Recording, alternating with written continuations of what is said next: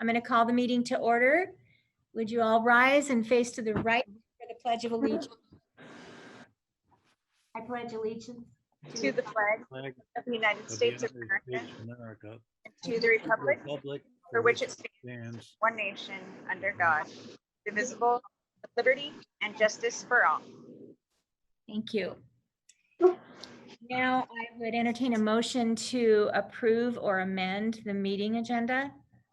So moved. Okay, it's been moved to approve the meeting agenda. Is there any discussion? No. Okay, it's going to be a roll call vote again. John? Yes, aye. Okay, Craig? Aye. Christine? Aye. And I vote aye and the motion passes. So now we're at public comments on the agenda items, and I don't believe anyone phoned in or sent in an email to comment. So that we'll pass through that.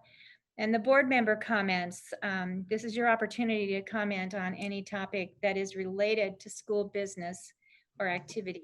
So I'm going to call on you first, John.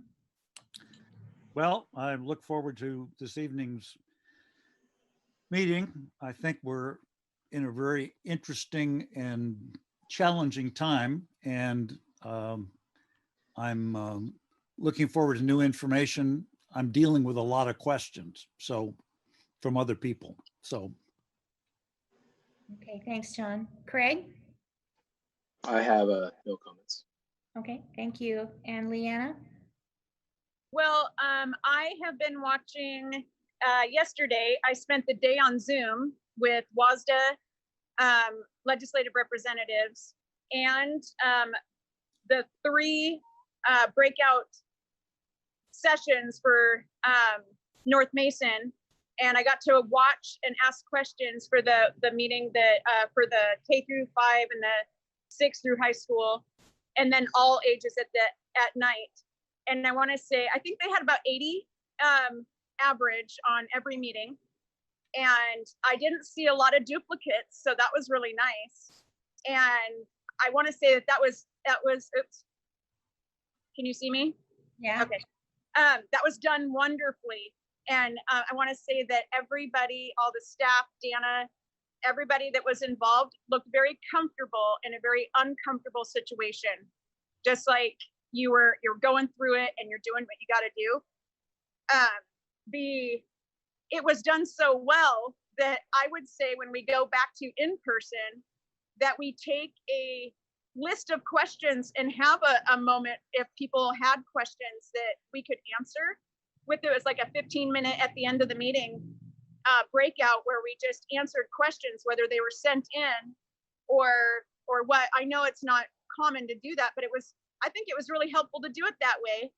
And then having your assistant, God, I'm horrible with names, but she would read the question, and then you got to answer it, but she could word it right, so everybody understood it, because I wrote it horribly on a couple of them, and she redid it. It was perfect. So that's my 3 minutes of fame. Okay, thank you.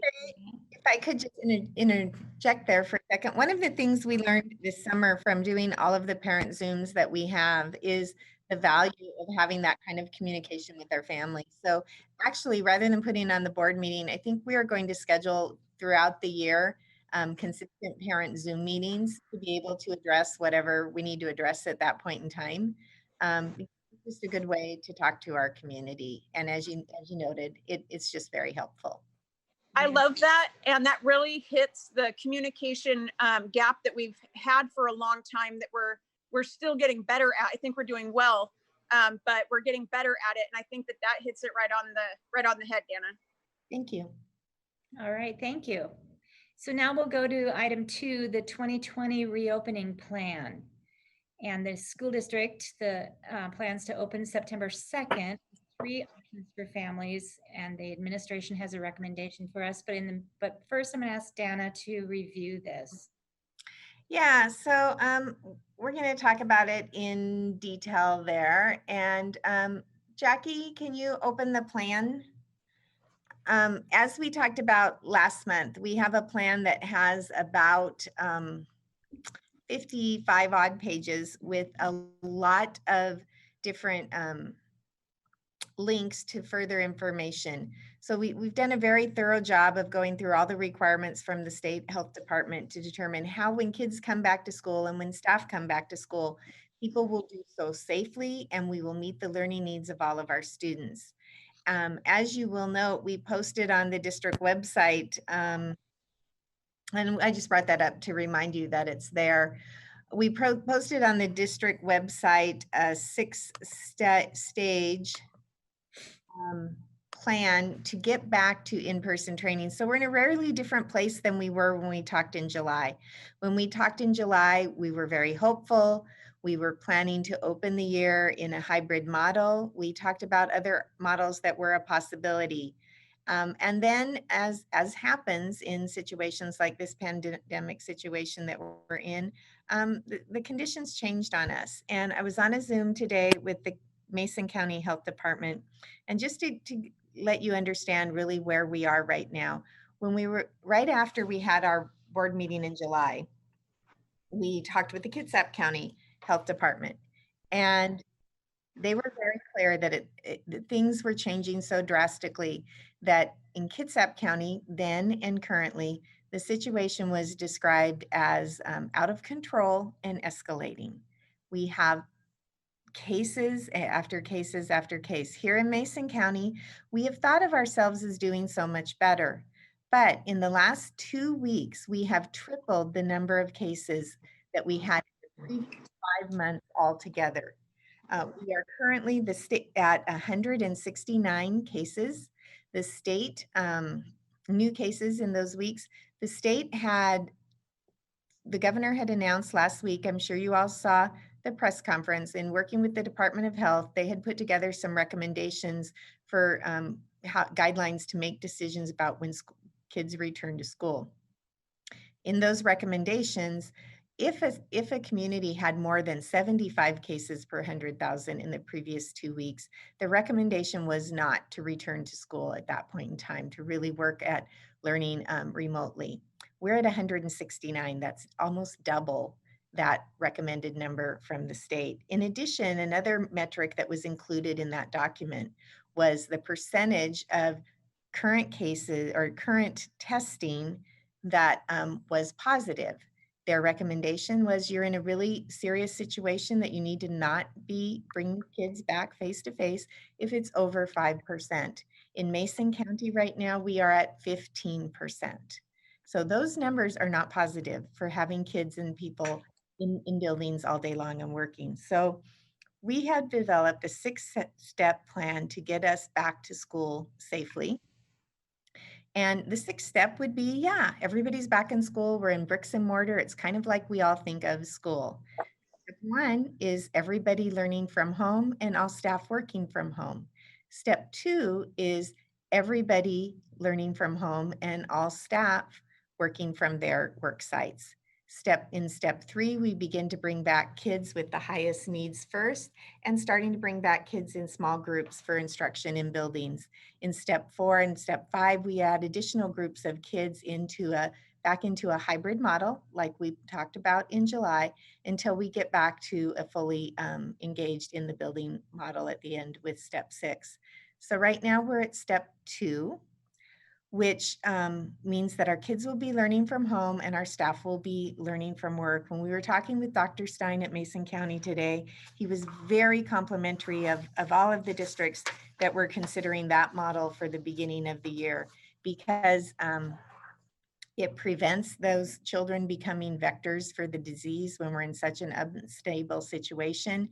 But it's a safe way for our teachers to work with their students, because they are working in their classrooms, isolated from others, following social distancing, following hygiene, and masking if they're out in the hallways. And we're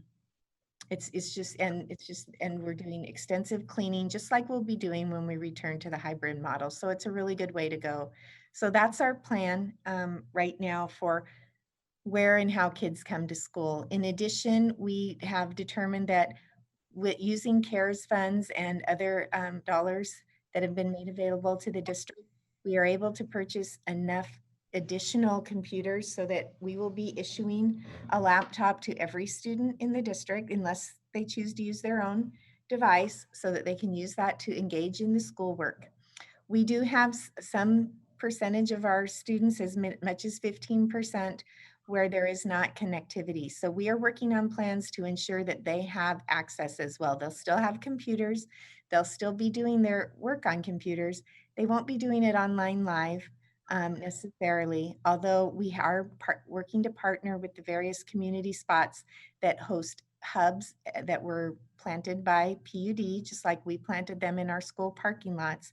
And we are looking at our staffing model a little bit differently. So we're going to put together a team of instructional assistants who will travel on a schedule to those hubs to be available to help kids download new work, upload old work, answer any questions that they need answered. In addition, teachers will be doing regular office hours, just like they do in college, just like you used to do, John, so that they're available to answer questions for kids and their families. Finally, we are working with our NMEA bargaining unit on a plan to allow some staff to slide their work schedule. Either everybody does it once a week or every couple of weeks or once a month, so that all teachers could be available in the evening some of the time for parents without impacting work, without working beyond more than their 7.5 hours of contracted time. Or just some teachers would do that on a daily basis, so that we would have staff available to meet the needs of families in the evenings, because that might be better for some family schedules to get that support when they get home from work and they can help their kids better. So that's a real summary of the changes that we've made to our plans since we talked. We will be working with both county health departments as we go into the fall, and with our colleagues in the school districts in both Mason and Kitsap County to determine what our next steps are. Because we sit in 2 counties, we have the direction from our state OSPI office that when we sit in 2 counties, we need to work with both county health departments. And if there's a difference between the 2 counties on the level of severity of where the disease is at that point in the county, we have to respond to the one that is most severe. And that makes this particular sense for us, because if the most severe is Kitsap County, so many of our parents work there and will be moving back and forth. So as we go forward, we'll be keeping track of what's going on within our school district community as well. We'll be talking to our partners, and we'll be working together to plan how to best serve the needs of our kids, so that hopefully soon we can get them back in school face-to-face at least part of the time. Okay, thank you. How about some questions for Dana? I'd just like to say that I think it's really vitally important that there is flexible teaching time, so that part of their day might be in the evening for those parents that come home and have questions, trying to help their kids with their schoolwork. I think that's really critical, and also extremely vital to just good learning, so that the teachers can have that conversation with their students and with the parents who have questions. I realize that that means a different work day for teachers now and again, but still it meets a big need. Yeah, and that is a change in working conditions. So that is something we are bargaining with North Mason Education Association. And we're trying to be really clear that that is a big ask in some ways, but we're asking it because we know that in the spring, when we were operating in an emergency situation and everybody was trying to do their best as they're learning how to do things in a new way, a lot of our staff was working 10, 12, 15 hours because of trying to meet the needs of the families they were working with at all hours of the day and night. And that's not reasonable either. So if we can adjust schedules so that they can have a regular work day, but it might just be a different work day, and our families can get their needs met, I think that's very important. We also have a lot of students who went to work during the time when they were not coming into school buildings in the spring. And for their families, it's important that they continue to work. And so having different hours where things are available is important to meet the needs of the students that we serve. For sure. Anybody have any comments or questions?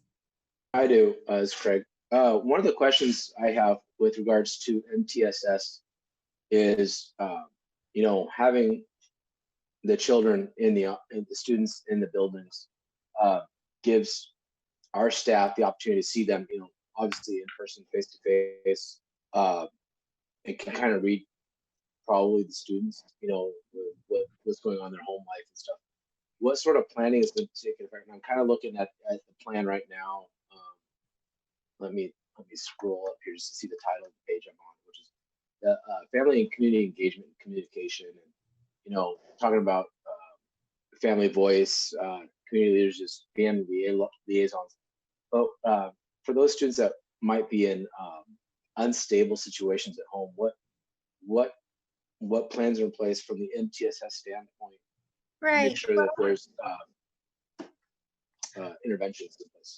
So there are a lot of things happening. As you know, we were kind of in the forefront of districts who started using social emotional screener like Sabers with our kids, and we can do that online, and we can do that I'll talk about the first few days as we come back to school in our orientation days as well, or in the first few weeks of school.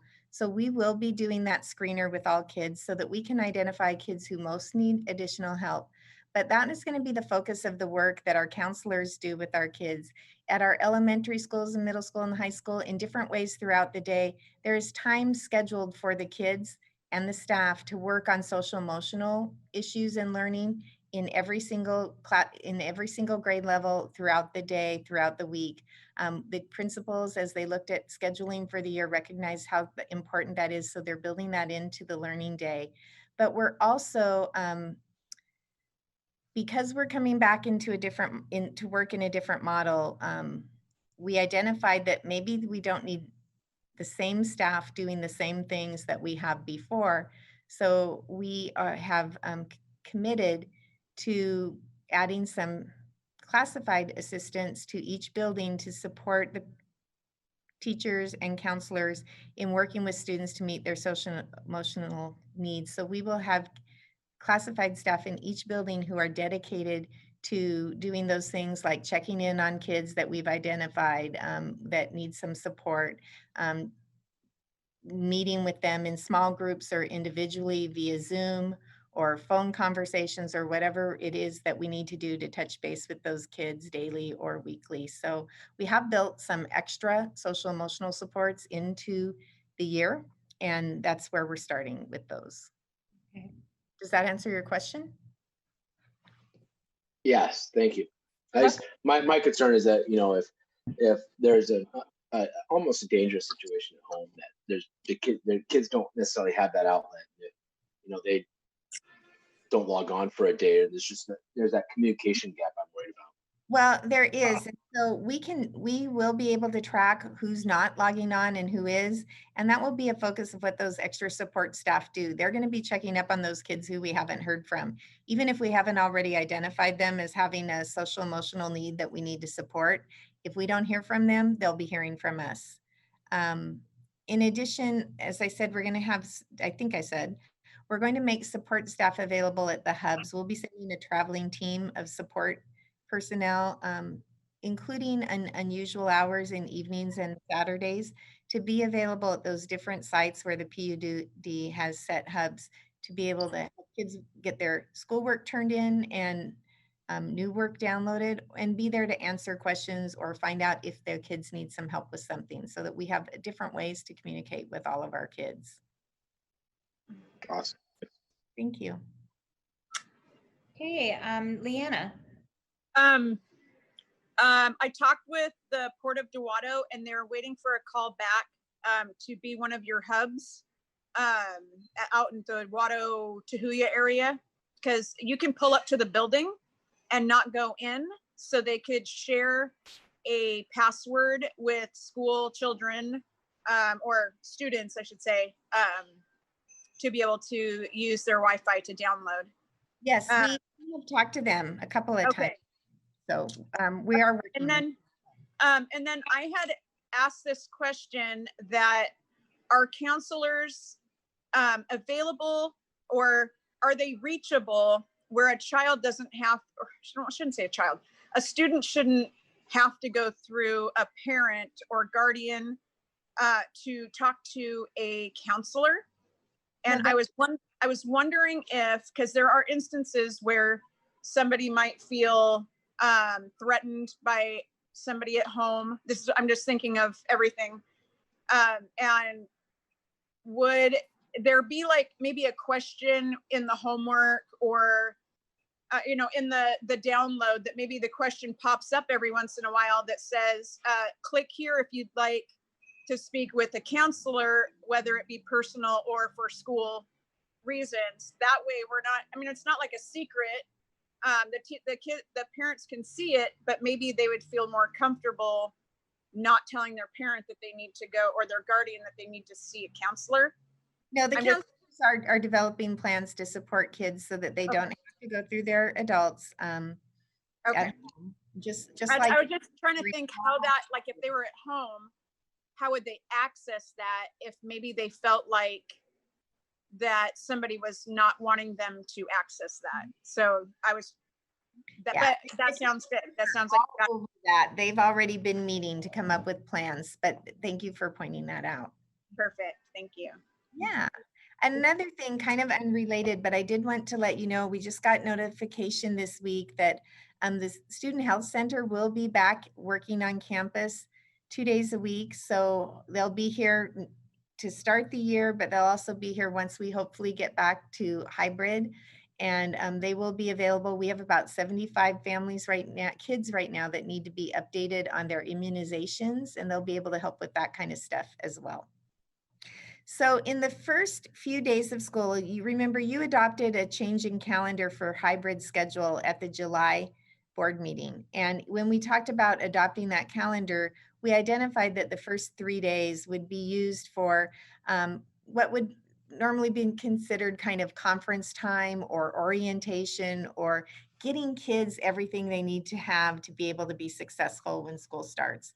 And that's going to look different, a little bit different at the different buildings, but all of the buildings are using that time to effectively support kids.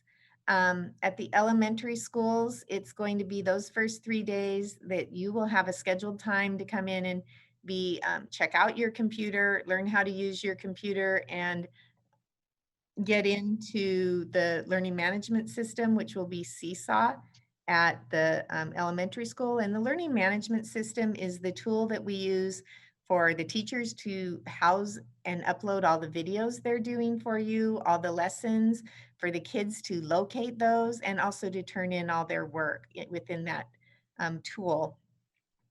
And they'll be learning anything else they need to learn about how to use their computers effectively. They'll get to meet their teachers, and we'll start that social, emotional, and those other screenings, although those will take place over the first few weeks as we get in that getting to know process. At the middle school and at the high school, they anticipate regular instruction starting to happen on the 3rd day on Friday. And the first 2 days of the first day, Wednesday and Thursday, that we get back to school on the 2nd and 3rd, with different schedules that they'll both be sending out. Kids will have time when they'll be able to come in, get their computers, and do some orientation that helps them get ready to be successful at school. They're doing a little bit of that, more of that orientation up front at the or in a non-classroom way at the middle school and the elementary school. At the high school, they're going to distribute the computers the week before school starts. And then during those first 2 days, the kids will be working with their teachers to do the orientation for each of the classes that they have. The schedule at the high school and at the middle school will be a little bit different. So they will be doing their days, if they're on a hybrid, they will be doing it in kind of a block, what feels a little bit like a block schedule. For example, at the high school, they'll have 5 classes, but they'll see three of their teachers each day of the week. And then in our online models that we're looking at, we gave families 3 choices. So since we have to go back, originally the three choices were going to be HomeLink, North Mason Online, or the hybrid model coming into school 2 days a week. As we had to adjust to being everybody learning remotely, for the time being, the three choices are HomeLink, North Mason Online, or the hybrid model that's learning remotely for now. And so families have been selecting from among those with HomeLink. Families who choose HomeLink, it is a parent partnership program, and we use the same curriculum, Edgenuity, in HomeLink that we use in North Mason Online. But our teachers are collaborators and guides in HomeLink, and you work mainly with teachers away from our district at Edgenuity as part of that, or the Edgenuity employees wherever they're working from remotely. With North Mason Online, we will also be using the Edgenuity curriculum, but our teachers will be working with kids who want to work online for the whole year. And then at the final choice is the hybrid model, and that will be our teachers working with some of our curriculum. In some cases, they'll choose to use Edgenuity or other web-based programs at this time that best support kids learning, but it will be most like what it will feel like when kids come back to school in the hybrid model and ultimately back to school. Okay.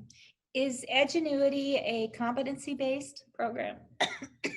Yes, the curriculum, Edgenuity is a curriculum. So like if you take an Edgenuity class, you take an assessment at the beginning, and then you take the lessons on, if you pass most of the assessment at the beginning, then you take the lessons on the things you need to know, and that's how you get done with the class. I think Okay. that's what you're And then asking. you can move forward, correct?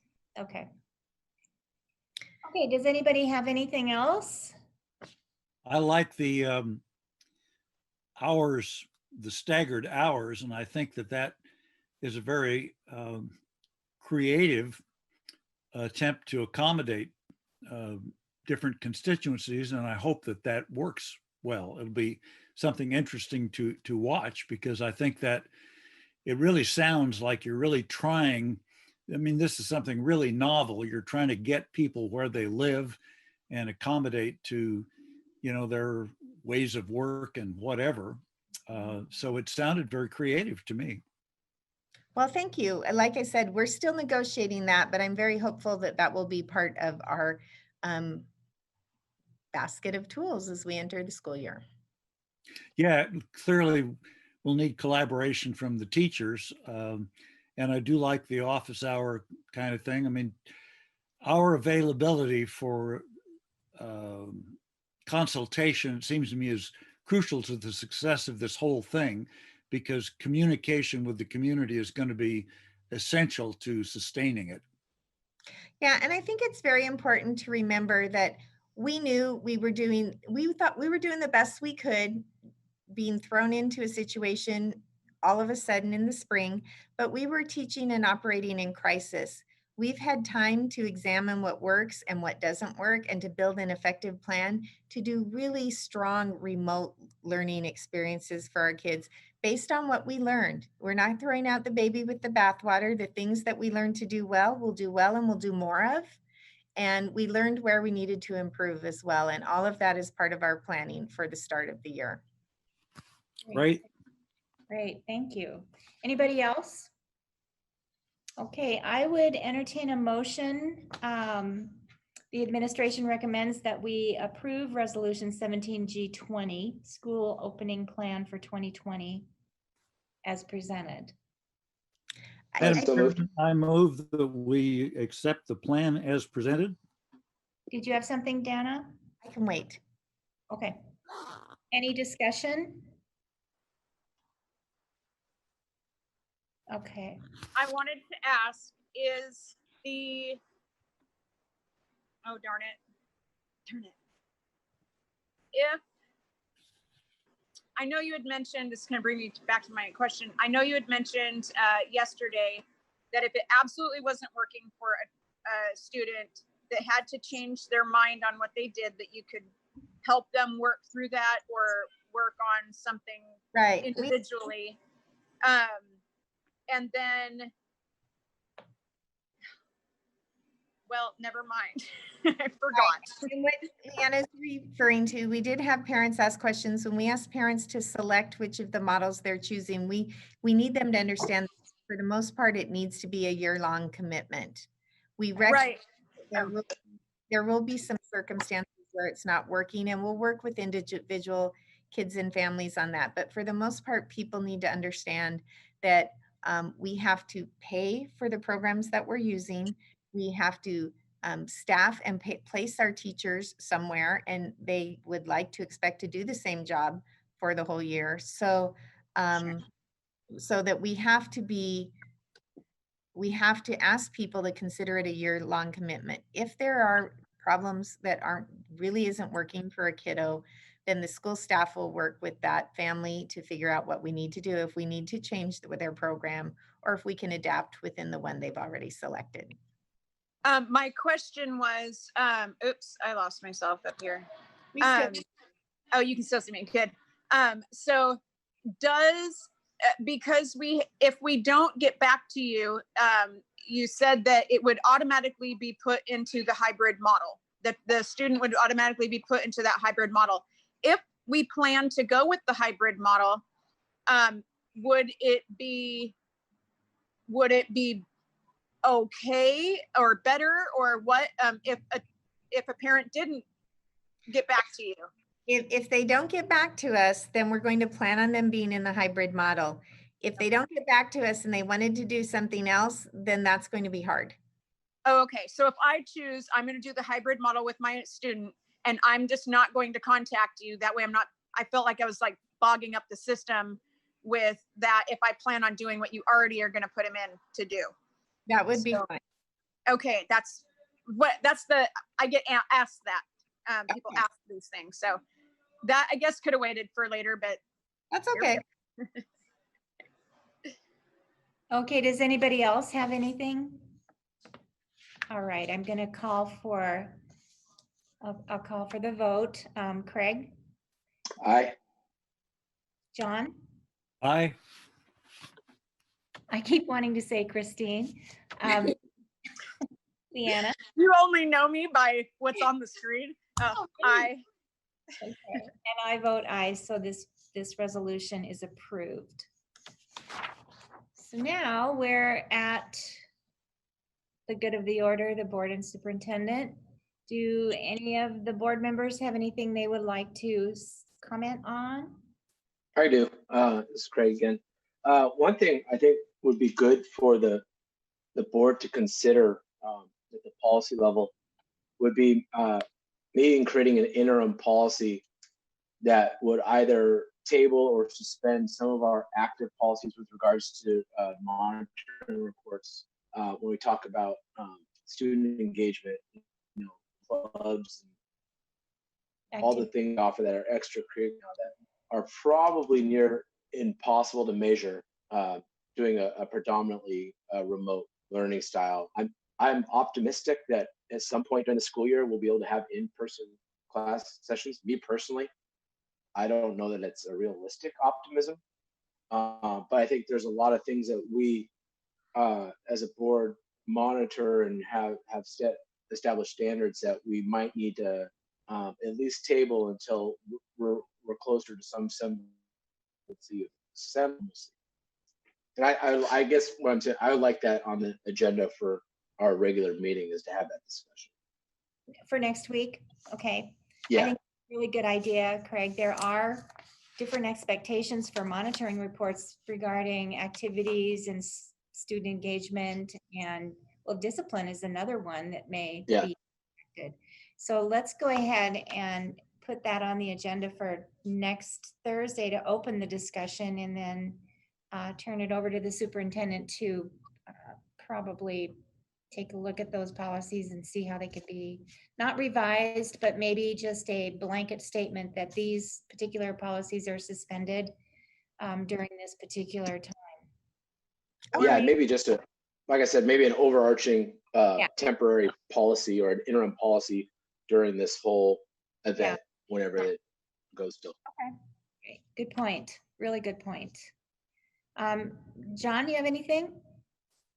No, I guess not. Okay. Nothing on this. I'm very optimistic about what we did today and very interested to see how this works out in practice. Good, thank you. What about you, Leanna? Any more?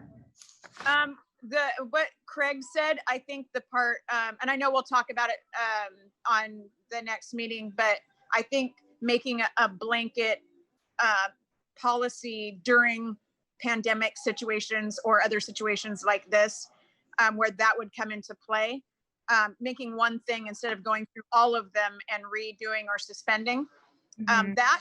And I know we'll discuss that later. And just doubling down on you guys doing such a good job at connecting to our community. And I feel like I should have shared those meetings yesterday, them live. I should have shared the link to that with the local community a little bit better. I feel like that was we should have, me, as a board member, I could have did better on that to share it with people. But I think we had a really good turnout. You guys did a really good job with 80 average. That was really good. So doubling down on that, you're wonderful. We had 78, 83, and 101. So you were right at that average. So it was very good. But remember, you can point out to staff member or community members that have questions. All 3 of those meetings are, I know the first 2, Jackie, already got posted, and the 3rd one will be, as well as a frequently asked questions document based on all the questions that were asked. So those are available for all of our community members on our website if they have questions or concerns. And if that doesn't answer it, they can contact us and we'd be happy to answer their questions. Perfect. Okay. And I would just add that the work that has been put into this resolution and the district reopening plan, I know it's been a daily struggle for all of you, your team and the teachers, to come to an agreement about how this should look and what it might look like. And I know there will be a lot more discussion, particularly about the flex hours. But I do believe that everyone is thinking about the best interest for the students. And I personally really appreciate that. So thank you. Thank you. Okay, the board self-assessment of the meeting. Okay, so am I off here? You're on. Okay, I'm good. Okay, so the 2 parts, the first part of general meeting behavior, I'm going to say that we are satisfactory. I think that we all respected each other and followed what was on the agenda, and we did well there. And then the second part of governing principal review, we didn't make any new policy, but maybe at our next coming meeting or after that, we will be using that one finally, of the one we usually NA. But I call that satisfactory. So overall, we were missing art, but we are satisfactory. Okay, thank you. And thanks for reminding me, Art is excused tonight. He phoned in. I didn't know if I didn't hear that, so. Yeah. I didn't say it. You reminded me, so thank you. All right, our next board meeting date, and it will be another Zoom meeting until probably the end of September. We have to continue in this way, 6:30. And that's it. If nobody has anything else, I'll adjourn the meeting. So thank you very much, all of you. Thanks, everyone.